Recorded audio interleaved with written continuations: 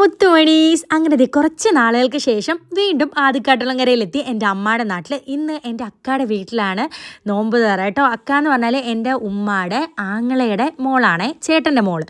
അപ്പോൾ ഇതേ പൊന്നുമാണ് എല്ലാം എടുത്ത് നിരത്തി വെക്കാൻ മുമ്പിൽ നിൽക്കുന്നത്. ഞാനൊക്കെ അവിടെ ക്ഷീണിച്ചിരിക്കുകയാണ് കേട്ടോ. എനിക്കാണെങ്കിൽ കഴിഞ്ഞ 2 ദിവസമായിട്ട് പനിയും ചുമയും ഒക്കെ ആയിട്ട് ചുമച്ച് ഞാൻ ആകെ വരാണ്ടായി എന്ന് തന്നെ പറയാം കേട്ടോ. തണുത്ത ഒരു സാധനവും കഴിക്കാൻ പറ്റില്ല, തണുപ്പ് അടുത്തൂടെ പോകാൻ പറ്റാത്ത അവസ്ഥയാണ്. രാവിലെ വൈകിട്ടും ഗുളികയും മരുന്നും ഒക്കെ ആയിട്ട് ഒരു ഇത്തിരി ആശ്വാസം ഇപ്പോൾ ഉണ്ട് കേട്ടോ. അതുകൊണ്ടാണ് ഇവിടെ നോമ്പ് തുറയെന്ന് പറയുമ്പോൾ കുറച്ച് ദൂരമാണെങ്കിലും ഞാൻ ചാടി വീണത്. പിന്നെ എല്ലാവരും ഒരുമിച്ച് ഇങ്ങനെ വർത്താനമൊക്കെ പറഞ്ഞിരിക്കാൻ ഭയങ്കര സന്തോഷമാണ്.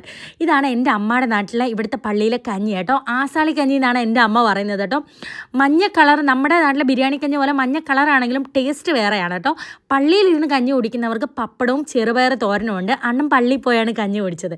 ഇന്നലെ മിച്ചുവിൻ്റെ ബർത്ത്ഡേ ആയിരുന്നു, അതുകൊണ്ടാണ് ഒരു നോമ്പ് തുറ സംഘടിപ്പിച്ചത് കേട്ടോ. അപ്പോൾ വീശപ്പം, അരിപ്പത്തിരി, പൊറോട്ട, ചപ്പാത്തി എല്ലാം ഉണ്ടായിരുന്നു. ഒരു 8-8:30 മണിയായപ്പോഴത്തേക്കും എല്ലാവരും ഒരുമിച്ചിരുന്ന് കാപ്പി കുടിച്ചു.